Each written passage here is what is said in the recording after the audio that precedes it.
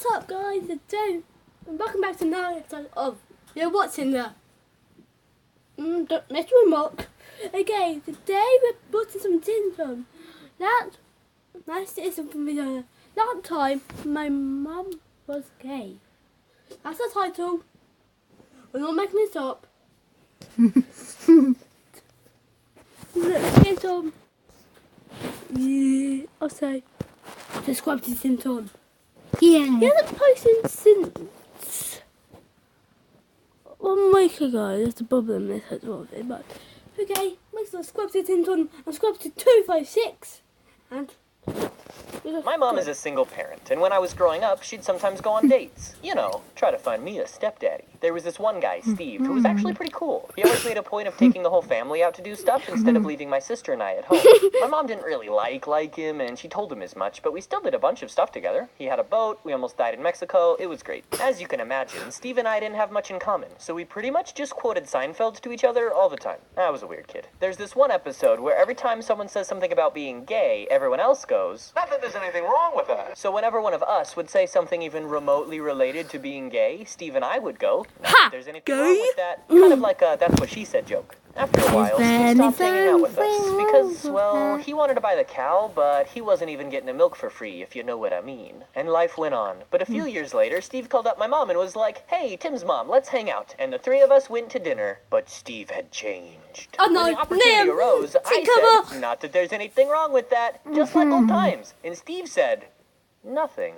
Maybe he didn't hear me.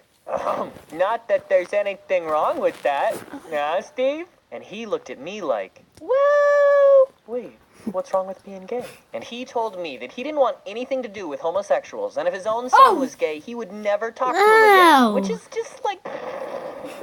No, I'm not gay. Gosh darn it, people should be allowed to like whoever they want to. And it's not cool to push your beliefs onto others. So I spent the rest of the evening pushing my beliefs onto Steve. We argued the entire drive home, and by the time we went inside, my mom was pretty done with this whole thing. So she initiated Project... convinced Steve that she's a lesbian so that he and I would stop arguing and he would go home and she and I could eat ice cream and get to bed at a reasonable time because we needed to get up early the next morning.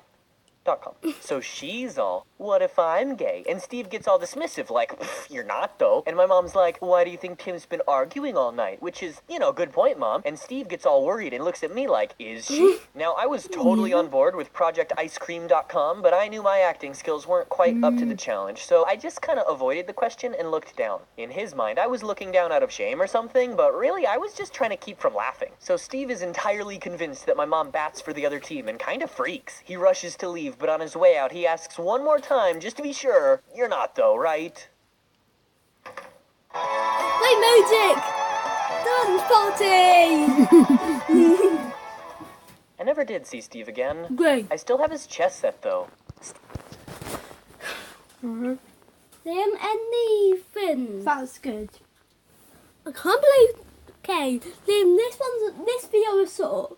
So how about this? What's another one? Okay, first job.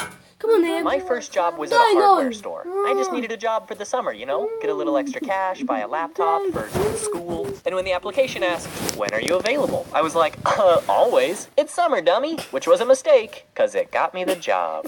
On the first day, we did the whole orientation thing. They taught us the history of the company and how to use the registers. This was my first job, so I had no idea what to expect, and I really wanted to do well. So I was paying close attention. Okay, I'm actually going to have a break. I'm going to get a drink of water. We're back. Sorry about that, but we're just... Attention and taking notes. I don't want to brag, but I'm pretty smart. I graduated high school a whole year early, so I know how to pay attention. Fun fact, the first store in the chain I worked at put empty boxes on the top shelves to make it look like they had more of everything in stock. Now, I know this because I paid attention. Early on, I was scheduled for the opening shift, so I had to be at the store at like 5:30 in the morning. There was a strict protocol for opening the store. Everyone was supposed to wait in their cars until the manager walked outside and signaled for them to come in. If he didn't walk out by a certain time, we were supposed to call the cops. Easy. The only problem was, they didn't tell us that during orientation, and I know because I paid attention. So I showed up early, parked my car, and headed to the building. There was another employee out front watering the flowers. I went up to the automatic doors, but they didn't open, so I thought I'd ask the flower guy. And he was like, "When did you say you were available when you applied for this job?" which was a little confusing. I wrote always, how do I get inside? And he said, My nephew tried to get a cashier job, but he's got class on Tuesdays. okay, but the doors aren't working, so... And he told me to just go bang on the doors a bunch because the manager probably forgot to unlock them. So I did. And guess what? The manager came out and freaking yelled at me. When I told him nobody ever told me about the protocol, you know what he said? You must not have been paying attention. Later, I asked one of the other new cashiers if the protocol was even mentioned during orientation, and they told me no. They had to have it explained to them by someone else. So not only was the manager already mad at me for something they didn't tell me, the flower guy was trying to get me fired. Awesome! I really tried to like that job, and some of the people that I worked with were super nice. But one thing that I didn't like was the garden center. The garden register was in this glass box with a broken fan that felt like an actual oven. And there was a security camera that I'm pretty sure was only there to watch me, because if I walked out of the oven or sat down, someone would come out and tell me to climb back into the oven and stand up. I understand that it looks unprofessional if an employee is sitting down all the time, but what difference does it make if nobody's around? For hours. You trying to bake me like a ham? But every now and then, there would be a huge tsunami of customers all wanting to check out at the same time. The line would wrap all the way to the back of the store. I'm working as fast as I can, and people are getting impatient, so I call for backup and keep working. But nobody shows up, so I get through everyone by myself. That's when another cashier strolls into the garden center and asks, I thought you needed help. I did, 30 minutes ago, but that pales in comparison to the customers themselves.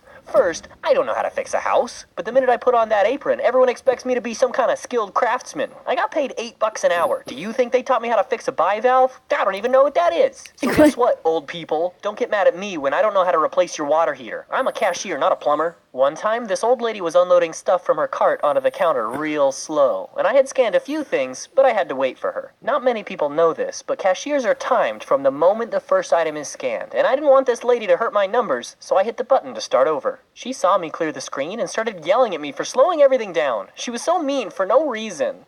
Actually, this was like 5 years ago. She might be dead now.